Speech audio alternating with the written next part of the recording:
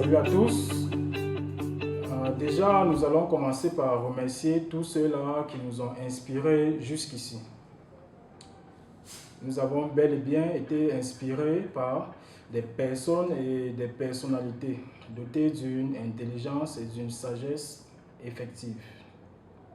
Aussi, nous allons vous remercier, vous qui avez été jusqu'ici très patients et très humbles à pouvoir rejoindre nos différents groupes. Passons directement à la présentation du projet en question.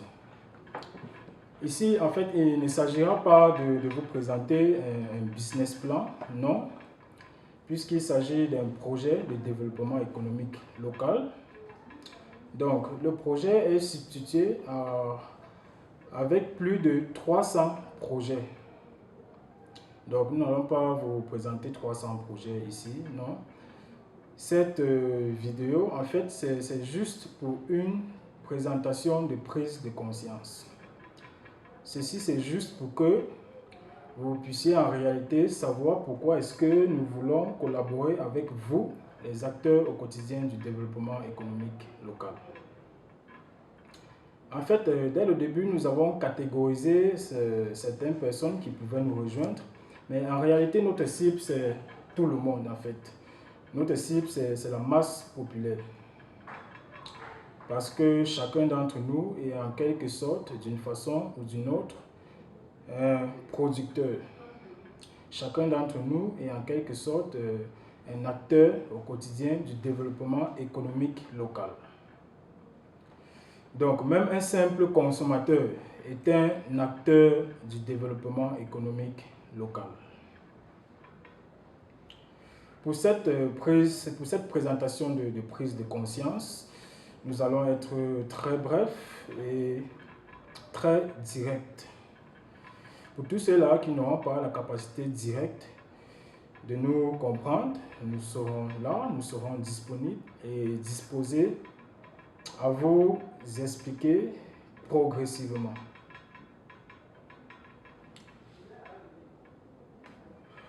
Projet de développement économique local. De quoi s'agit-il exactement? Pour développer un pays, pour développer un continent, nous avons besoin de mettre l'accent sur une seule chose. Une seule. Il s'agit en fait de mettre l'accent sur la formation. C'est ça le nœud du développement. Lorsque nous avons une masse populaire bien formée, en fait c'est le développement qui suit. Lorsque nous parlons de formation ici, quand nous parlons de formation, en fait la formation elle est substituée en deux aspects. Nous avons d'un côté la recherche et de l'autre côté la formation proprement dite. Bon, commençons par la recherche. Commençons à développer la recherche. En fait, généralement en Afrique, on nous pousse à produire, à transformer, à commercialiser, mais peu de personnes s'intéressent à la recherche. Et même ceux-là qui essayent de s'intéresser à la recherche, la majorité sont mal orientés. Donc la majorité s'en vont suivre. En fait, ils s'en vont, comment est-ce que nous allons expliquer cela? La majorité suivent déjà une mauvaise orientation. Donc ils s'en vont chercher déjà ce qu'il ne faudrait pas chercher et en plus là où il ne faudrait pas chercher. Parce que en fait, c'est la recherche qui est la mère du développement. C'est la recherche qui porte le développement. C'est la recherche qui encadre le secteur primaire, le secteur secondaire, le secteur tertiaire et le secteur quaternaire. En parlant de matières brutes, matières premières, la transformation, en parlant de produits finis, produits semi-finis, et la commercialisation. Et en fait, tout ce qui tourne autour de cela, en parlant de gestion et fiscalité. En fait, c'est la recherche qui porte tous ces aspects-là. Donc, l'objectif ici, en fait, c'est de pouvoir inspirer nos jeunes chercheurs, de pouvoir orienter les chercheurs d'aujourd'hui et de demain. Là, c'est en fait, en gros, ce qui concerne la recherche. Mais pour entretenir, en fait, pour actionner le secteur primaire, secondaire, tertiaire et quaternaire, en fait, nous avons besoin d'une masse populaire bien formée. C'est ainsi qu'on évoque une formation par la suite proprement dite. Il s'agit de quoi en réalité lorsque nous parlons de formation proprement dite? Nous parlons d'une formation en fait qui est véhiculée, donc un enseignement qui est véhiculé par des professeurs. Les professeurs, c'est ceux-là en fait qui enseignent au quotidien, qui enseignent quotidiennement ce qu'ils pratiquent au quotidien. C'est ceux-là qui véhiculent des enseignements avec 80% de pratique et 20% de théorie. Mais c'est ce qui est un peu le contraire dans la majorité de nos écoles en Afrique. Nous avons des connaissances qui se véhiculent avec 80% de théorie et 20% de pratique. Donc déjà, majoritairement, ce sont en fait des enseignants qui véhiculent la connaissance dans nos écoles. Pourtant, ça devrait être plutôt les professeurs au lieu des enseignants. Puisque l'enseignant, lui, il maîtrise la pratique à 20%. Il maîtrise la théorie à 30, 80%, pardon. Et c'est normal qu'après un bac plus 5, par exemple, nous avons des jeunes en fait, qui sont nuls en pratique. C'est tout à fait normal, tout simplement parce que généralement, les connaissances dans les écoles sont véhiculées par des enseignants au lieu d'être faites par des professeurs. Donc c'est ça, l'objectif ici en fait, c'est de pouvoir former proprement la masse populaire. Et pour cela, nous avons en fait besoin de convaincre la majorité. Et notre premier cible, ce sont les parents. Nous avons besoin de convaincre la masse populaire pour qu'elle puisse se former. Et ce n'est pas sur les réseaux sociaux, ce n'est pas possible. Ce n'est pas sur les réseaux sociaux que nous pouvons convaincre la majorité, non. Et ce n'est pas aussi en allant vers la cible. Non. Le plan d'action, c'est quoi? Nous voulons en fait attirer la cible vers nous. On l'attire, on la contient. Et là, dans notre environnement, en fait, il serait plus facile de convaincre quelqu'un chez soi. Parce que c'est en fait pour cela que nous parlons de base. Nous avons besoin d'une base d'attraction. Une base en fait qui devrait attirer la masse populaire de toutes les classes sociales.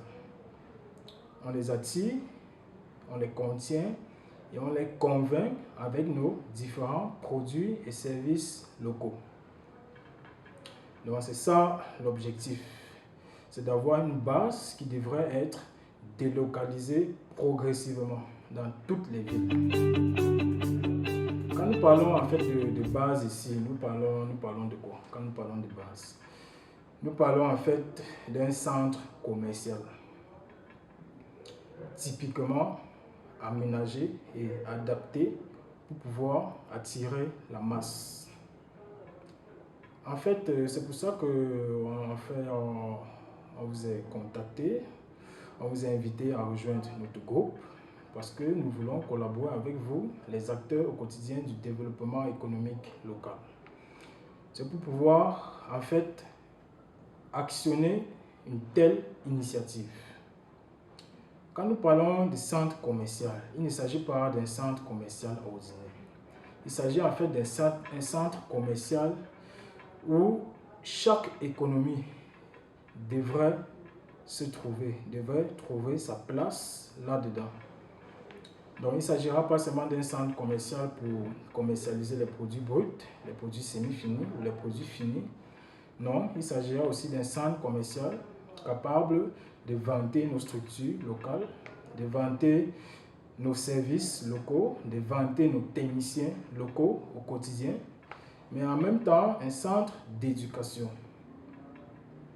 Donc, tout à l'heure on parlait d'une centrale publicitaire. Donc, chaque économie devrait se trouver dans un tel centre de façon directe ou indirecte.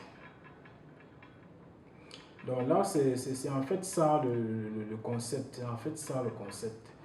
Et le plan de réalisation, je crois, est encore plus pertinent en fait. Et en fait, qu'est-ce que nous attendons de vous?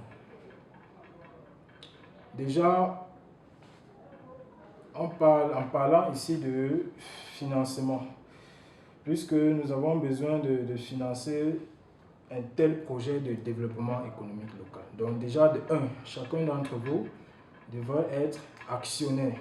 C'est la première des choses pour pouvoir concevoir cela. De deux, qu'est-ce que nous voulons? Nous voulons que ça soit vous, en fait, nous voulons que vous allez ravitailler le centre avec vos différents produits et services, que ce soit directement ou indirectement. Ça, c'est le deuxième aspect. Nous avons besoin et nous aurons besoin de vos différents produits et services pour pouvoir ravitailler le centre. Et déjà, de trois, nous avons besoin de vous, les professeurs, pour pouvoir former massivement les jeunes. Ça, c'est de trois. Et déjà, j'espère que, en fait, tout le monde, j'espère que nous savons tous les avantages de fonctionner, les avantages internes, plus précisément, de fonctionner en communauté. Donc, en fait, nous n'avons même pas jusqu'ici eu à calculer la fiabilité du projet, parce que le projet, en fait, quand on parle de projet de développement économique local, c'est typiquement adapté pour être fiable. Puisqu'il s'agit d'un projet, ce n'est pas un projet en fait qui devrait appartenir à une personne, non. C'est un projet qui concerne la masse populaire, donc c'est un projet qui devrait appartenir à la masse populaire. Le projet est encore tellement fiable que, en fait, ici, nous ne parlons même pas de concurrence. Dans un projet de développement économique local, la concurrence, elle n'existe pas. Ça c'est un peu comme si une entreprise vient se greffer là, tout juste à côté, et décide de vendre ou de commercialiser plus de produits locaux et services locaux que nous. Donc c'est pour cela que nous ne parlons pas de concurrence, puisque cette entreprise-là ne doit faire que continuer à participer massivement au développement économique local. Donc dans un tel projet, la concurrence n'existe pas. Nous ne faisions que collaborer. Et nous allons aussi, nous n'allons pas oublier de dire à nos frères pays africains, à nos frères voisins pays africains, d'initier pareillement chez eux. Parce qu'il s'agit bel et bien d'un projet de développement économique local, fiable, adapté. Et en fait, c'est une initiative qui démarre le développement d'un pays, d'un continent. C'est typiquement adapté et approprié pour cela. Bon, déjà, nous allons commencer. Ça, c'était en fait cette présentation de prise de conscience. Par la suite, nous allons aller très progressivement, nous allons aller très doucement et grandir très lentement, puisque en fait, ça, c'était en gros le projet, mais nous n'allons pas commencer là. nous allons commencer tout doucement. Nous allons commencer d'abord par mettre les doubles bases, donc les doubles fondations. C'est quoi quand nous parlons de double fondation? En fait, nous parlons d'une fondation qui est capable de développer des racines. Donc, il doit être assez solide pour pouvoir porter une telle initiative, un tel projet de développement économique local. Donc, nous allons commencer très doucement. Et déjà, même sans parler de base ou de centre, comme nous avons évoqué tout à l'heure, nous avons déjà un plan d'action solide pour pouvoir vous apporter les marchés à tous ceux-là qui proposent des produits ou des services. Nous avons un plan d'action déjà à ce niveau-ci de vous apporter beaucoup de marchés. Nous avons juste besoin pour le moment d'une chose. Nous avons juste besoin que vous vous organisez en fait à recevoir ces marchés. Donc ensemble, nous allons d'abord nous organiser à recevoir ces marchés. Et ensuite, nous allons aller progressivement. Nous allons commencer par le premier projet. Nous allons vous présenter le business plan du premier projet. Et ensuite, nous allons aller progressivement. Donc ça, c'était en quelque sorte la présentation de ce projet de développement économique local. Déjà, nous vous disons encore une fois de plus merci pour la patience. Désormais, le groupe, en fait, nos différents groupes seront actifs et nous allons démarrer avec tous ceux-là qui auront aimé le concept, en fait, le projet. Nous allons démarrer avec eux et évoluer considérablement. Donc, nous vous disons encore une fois de plus merci.